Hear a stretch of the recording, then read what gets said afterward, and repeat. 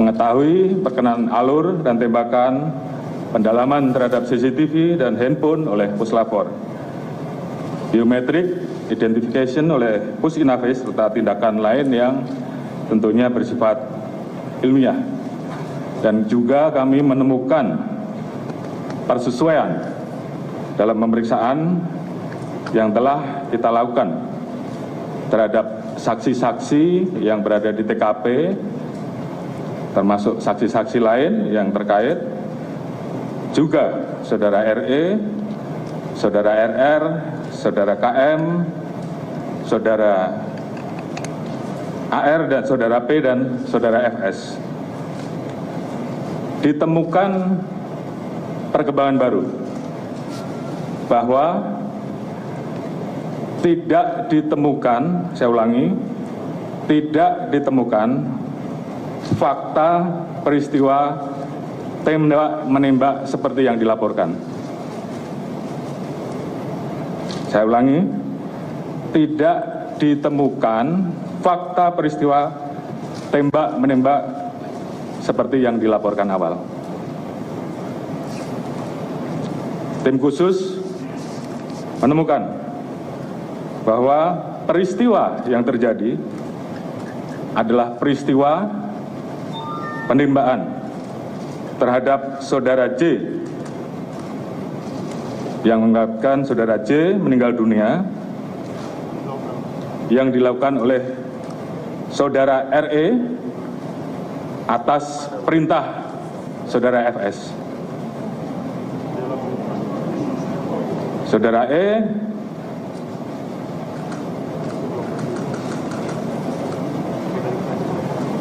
telah mengajukan GC, dan saat ini itu juga yang membuat peristiwa ini menjadi semakin terang. Kemudian untuk membuat seolah-olah telah terjadi tembak-menembak, saudara FS melakukan penembakan dengan senjata milik saudara J ke dinding berkali-kali untuk membuat kesan seolah telah terjadi tembak-menembak. Terkait apakah saudara FS menyuruh ataupun terlibat langsung dalam penembakan, saat ini tim terus melakukan pendalaman terhadap saksi-saksi dan pihak-pihak yang terkait. Kemarin kita telah tetapkan 3 orang tersangka, yaitu saudara RE, saudara RR, dan saudara KM. Tadi pagi dilaksanakan gelar perkara dan tim sus telah memutuskan untuk menetapkan saudara FS sebagai tersangka. Saya ulangi, tim sus telah menetapkan saudara FS sebagai tersangka.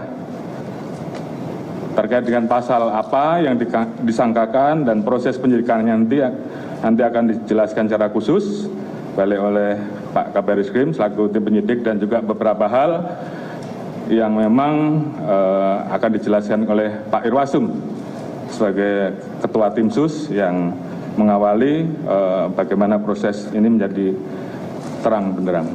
Kemudian motif atau pemicu terjadinya peristiwa penembakan tersebut saat ini tentunya sedang dilakukan pemeriksaan dan pendalaman terhadap saksi-saksi, termasuk terhadap Ibu VC. Terkait dengan penanganan oleh tim Irsus, terkait dengan proses dugaan pelanggaran terhadap kode etik ataupun pelanggaran tindak pidana lain yang ditemukan selain peristiwa utama, nanti akan dijelaskan secara khusus oleh Pak Irwasum. Dan juga tentunya ada beberapa proses yang akan terus kami lakukan untuk melakukan audit. Mungkin Selanjutnya saya serahkan kepada Pak Irwasum untuk mungkin bisa menyampaikan beberapa hal. Silakan.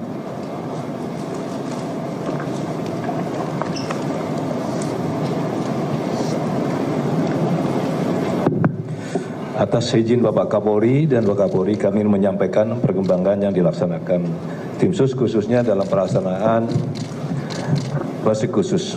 Bahwa tim sus ini dibentuk oleh Bapak Kapolri yang beranggota lengkap yang langsung sebagai penanggung jawab Bapak Kapolri dari Barreskrim Polri, Itwasum Polri, kemudian Mbak Intelkam, SSDM, Pusdokes dan Divteika.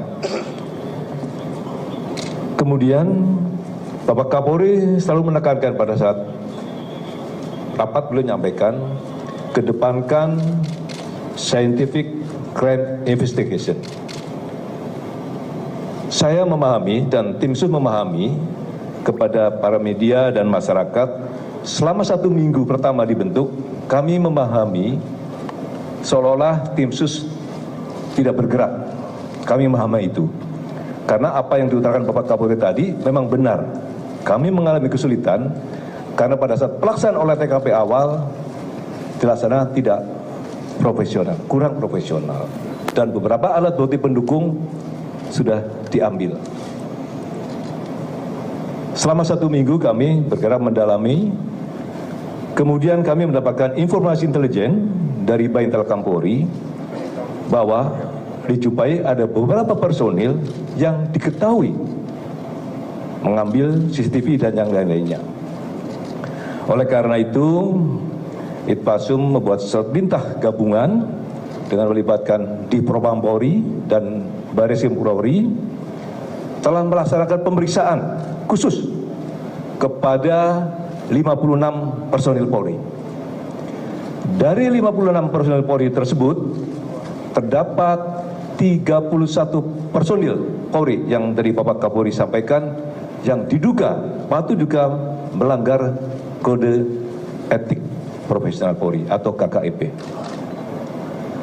Kemudian yang melakukan pelanggaran, tadi Bapak Kapolri sudah menyampaikan 11 dilaksanakan penempatan khusus yang 3 perwira tinggi ditempatkan di Mako Brimob Polri.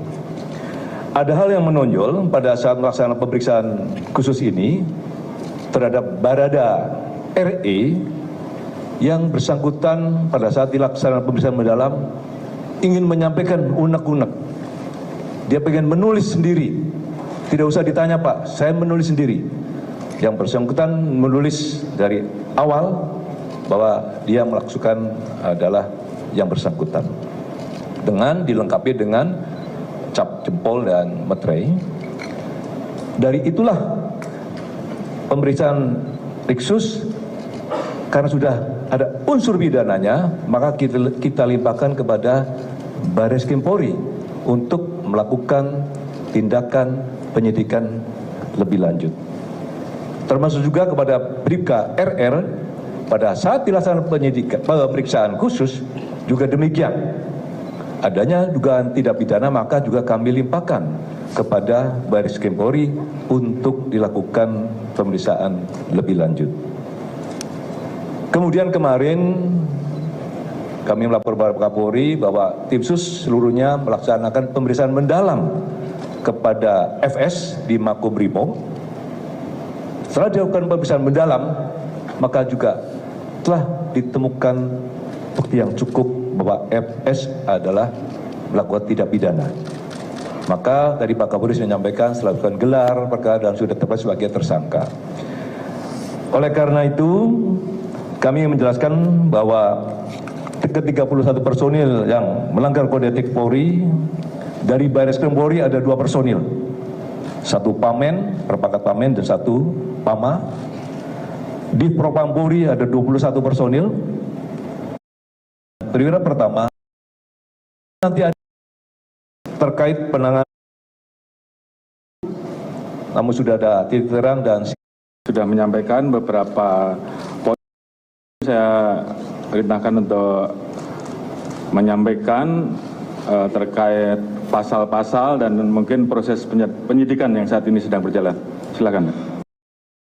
Terhadap penanganan laporan kejadian yang orangnya tentang situasi otopsi yang dilaksanakan oleh kedokteran forensik Polri. Seluruh lokasi yang kemungkinan menjadi aktivitas orang-orang yang ditemukan bagi tim sus untuk melakukan langkah-langkah penyidikan. Karena apa? Karena laporan daripada keluarga korban Joshua ini baru dilaporkan kepada Mabes Polri. Saat ini kita sudah periksa lebih kurang 47 saksi yang terkait dengan kejadian ini. Kemudian kita juga memperoleh ya tadi Pak Irwasum sudah menyampaikan beberapa kendala yang ditemukan selama proses penyidikan dan penyelidikan yang dilakukan, dan syukur alhamdulillah dengan kegigihan daripada seluruh tim yang bekerja, karena mungkin melihat ancaman hukuman pasal 338 Yunto 5556 KUHP cukup tinggi, karena yang bersangkutan tidak merasa punya kepentingan sendiri. Oleh karena itu Baradae ini membuat pengakuan yang disampaikan kepada penyidik setelah dilakukan pemeriksaan secara maraton, dan itu terjadi kepada tersangka-tersangka lainnya sampai bisa mengungkap tabir kejadian yang selama ini menjadi tanda tanya masyarakat. Apakah benar terjadi tembak-menembak atau ada kejadian lain yang disembunyikan dari laporan yang dilakukan. Selama proses penyidikan yang dilakukan, Barreskrim Polri telah menetapkan 4 orang tersangka. Yang pertama, Barada RE. Yang kedua, Bribka RR.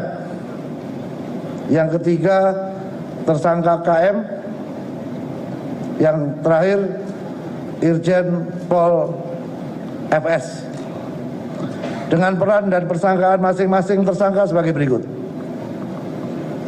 Barada RE telah melakukan penembakan terhadap korban. Tersangka RR turut membantu dan menyaksikan penembakan korban. KM turut membantu dan menyaksikan penembakan terhadap korban.